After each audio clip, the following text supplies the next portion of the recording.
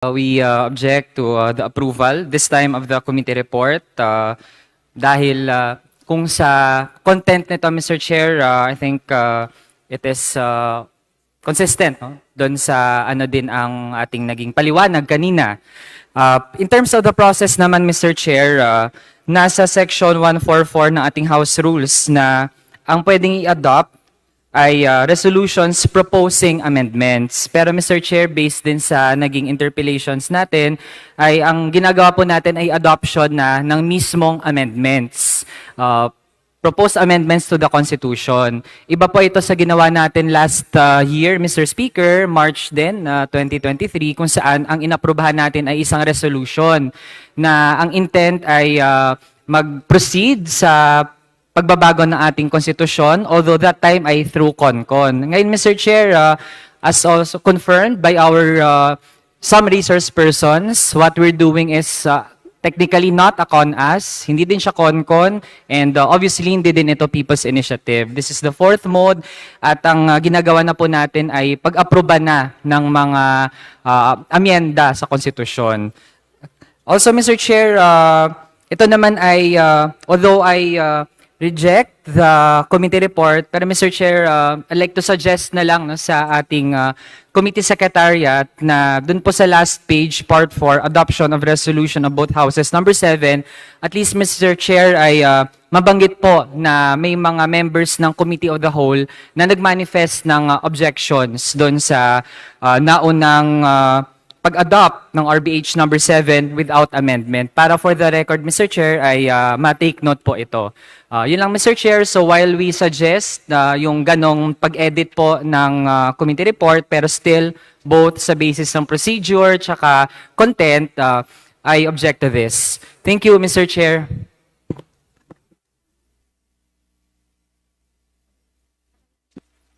Floor leader. The chair would like to recognize Representative Franz Castro. You have 2 minutes. Thank you, Mr. Chair. So I reject this committee report number committee report on the resolution on both houses, number 7. So unang-una po, Mr. Chair, dun sa procedure. So sa tingin natin, walang fourth mode. Wala sa konstitusyon yung ginagawa natin na pamamaraan ng pagpapag-aamyenda o pagre-revisa ng anumang provision sa ating konstitusyon. Pangalawa, Mr. Chair, kaugnay naman doon sa mga proposals on the public utility, education, and advertising.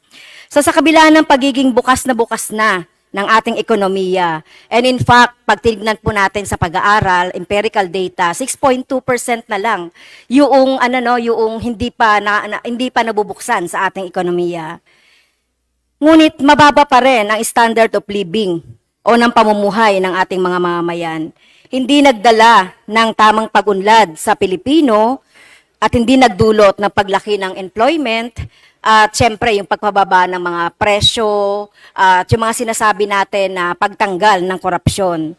Hindi gumanda ang buhay ng ating mga kababayan at hindi naging South Korea o Vietnam ba tayo sa kabila ng pagbubukas ng ating ng ating ekonomiya.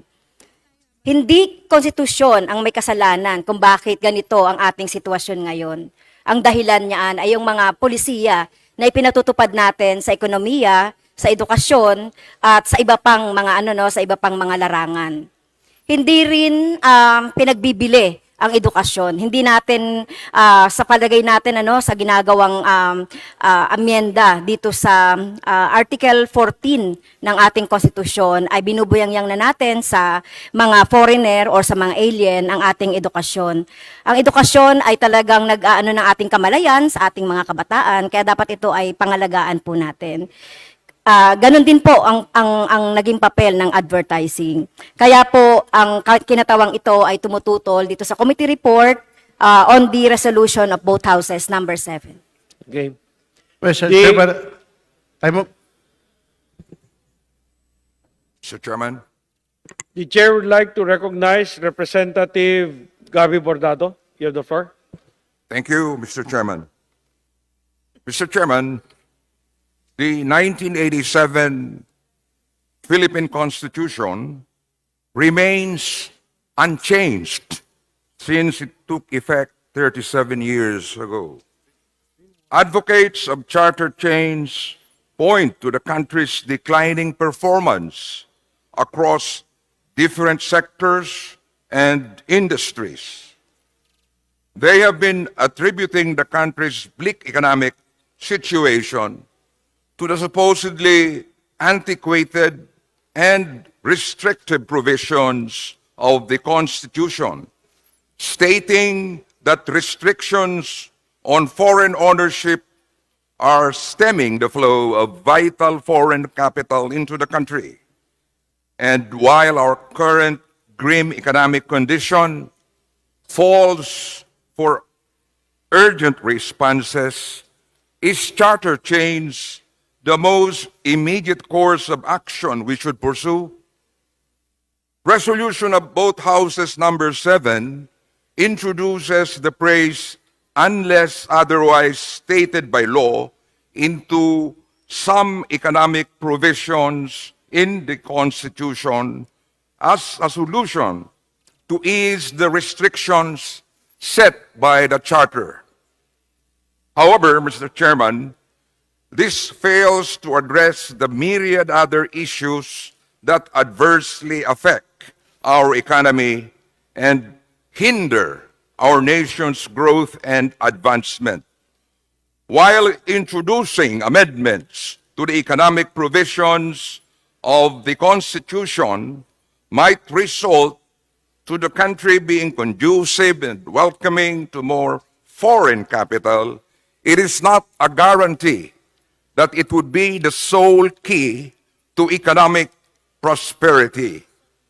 Even more so, working towards making the country attractive to foreign investors without first addressing the internal problems plaguing our systems renders all our efforts futile. As Representative Edsel Lagman aptly puts it, it's a matter of flexibility versus certainty. And Mr. Chairman, I go for certainty. I therefore vote no to the adoption of resolution of both houses number 7. Thank you. Mr. Chairman, I move that we recognize the honorable gentleman from Albay, the Honorable Lagman. Representative Edsel Lagman is recognized. You have the floor. You have 2 minutes. Thank you, Mr. Chairman. After 6 days of differing inputs from enthusiastic and even combative resource persons and extensive interpellations on the pros and cons on resolution about houses number 7, alas, we have a pro forma committee report of 5 pages condensing the lengthy process without any discussion respecting the various presentations and position papers. I submit, Mr. Chairman, that the instant resolution of both houses is fraud, both procedurally and substantially.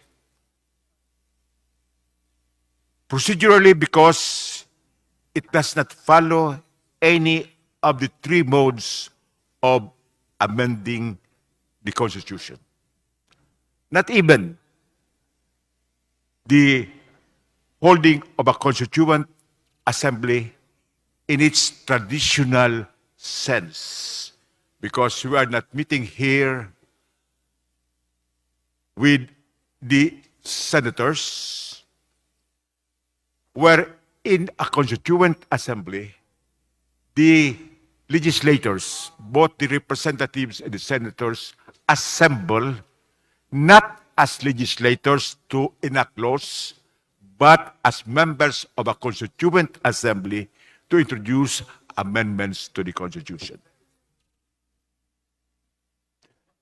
This resolution is also flawed because it appears to be providing a fourth mode of amending the Constitution by legislation without amending Article 17 of the Constitution on amendment or revision of the Constitution. We are also venturing on liberalizing the economic provisions, but we are not amending Section 19 of Article 2 on the development of an economy effectively controlled by Filipinos. Next, the phrase, quote, as may be authorized by law, makes any amendment to the nationalistic provisions nebulous, as it does not specify the metes and bounds of the contingent legislation, which puts foreign investors in the dark of what to specifically expect. More than flexibility, investors want certainty. Substantially, this resolution is also infirm because of the following. One, the reduction or removal of nationalistic provisions in the Constitution is not necessary because the conducive economic environment has yet to be established by the country. Representative Lagman, can you please wrap up? By We will have addressing- a session at 4 o'clock and we still have one more person who will explain her vote. Yes, I'll give you 1 more minute.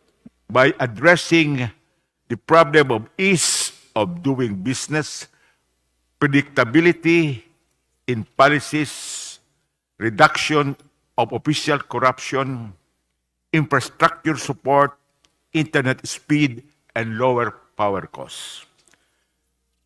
Experience would show that even as manufacturing can be owned and operated by foreigners to the extent of 100%, FDI in the manufacturing sector had not been realized, as shown by the data of the Philippine Statistics Authority.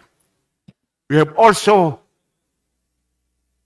liberalized the retail trade, but the influx of foreign investors did not come as expected.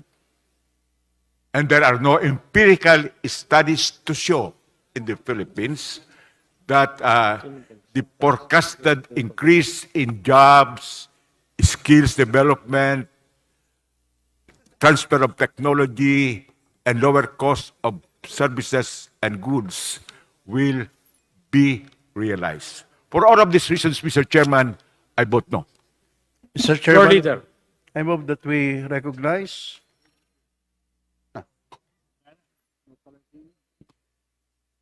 the Honorable Brosas. Thank you, Mr. The Chair. chair would like to recognize Representative Rosas. Please limit to 2 minutes. We have to end the committee of the whole. Thank Please you, proceed. Mr. Chair. Mr. Chair, this representation expresses alarming concerns and rejection on the approval of resolution of both houses number 7. Committee report at the Committee of the Whole. The 1987 Constitution only allows 3 modes of amending our Constitution. These are through a Constituent Assembly, a Constitutional Convention, and the People's Initiative. The fourth method of the Bernas formula, which the House of Representatives is currently using to amend our Constitution, is not included in those 3 methods. Thus, this is very questionable. Our Constitution is the highest law of the land. Hindi dapat ituring na parang isang ordinaryong panukalang batas ang pagbabago sa ating Constitution. Consistent po ang mga resource person na justices natin dyan. Despite not directly deleting the constitutional restrictions, RBH number 7 transfers power to Congress to do so through legislation by adding the phrase unless unless otherwise provided by law to a constitutional restriction. Congress is practically capable of changing the limits set by the Constitution at any time. Bibigyan ito ng sobra-sobrang kapangyarihan ng Kongreso para basta-basta na lamang magpasa ng mga batas na hindi naaayon sa pangangailangan ng mamamayang Pilipino. According to the Ibon Foundation, the Philippine economy is already among the most open to foreign investment in the region. Congress has already passed laws that ignore the 40% constitutional cap on foreign ownership, such as Mining Act 1995, Public Services Act, and other laws on retail trade. Pero nakapending sa Supreme Court. MSMEs, banking, and others. Sa kabila nito, balak na buksan pa ang ating ekonomiya para sa 100% pagmamayari ng mga dayuhan sa pampublikong utilidad tulad ng kuryente, tubig, transportasyon, at iba pa, edukasyon at advertising. Hindi matutugunan ang problema sa napakataas na presyo ng kuryente, tubig, pamasahe at iba pa sa pagpasok ng foreign ownership sa pampublikong utilidad. Bagkus maaring mas lalong makakaranas ng katakot-takot na taas singil ang mga consumer. Bubuksan din ng RBH number 7 ang 100% ownership ang mga paaralan at universidad sa ating bansa. Napakataas ng ating learning crisis. Kulang ang mga upuan, Representative classrooms. Rosas, Yes, 30 Mr. Chair. seconds. Just 1 minute, Mr. Chair. Marami ring hindi nakakapag-aral. So mas lalong lalala ang pagiging kolonyal, commercialized ng ating edukasyon. There is no need also to amend the advertising ownership and management considering na ang ad agencies blooming. Hindi mapipigil ang pagtaas ng presyo ng bilihin, lumalalang kawalan ng trabaho, matinding kahirapan, matinding kagutuman, kawalan ng trabaho, mababang sahod. Ito ang pangunahing kinakaharap ng mamamayang Pilipino. Bukas na ang ekonomiya ng Pilipinas sa foreign investment, pero hindi ito naglikha ng sariling industriya at nananatiling atrasado ang agrikultura. Hindi magdadala ng tunay na solusyon at pag-unlad ang charter change, bagkus magpapalala pa ito ng pagkaatrasado ng ekonomiya. Kaya naman Okay, tutol. Representative Rosas, Yes, your ang time is kababaihan up. sa charter Floor leader. change. Maraming salamat, Mr. Chair. Mr. Chairman, with 2 minutes to spare, I move We have a that session at 4. Yes. we- Floor leader. I move that we adjourn the proceedings of the Committee of the Whole on RBH number 7. So move. There's a motion to adjourn the proceedings of the Committee of the Whole. Any objection? The chair hears none. The Committee of the Whole is hereby adjourned. Thank you for being part of history.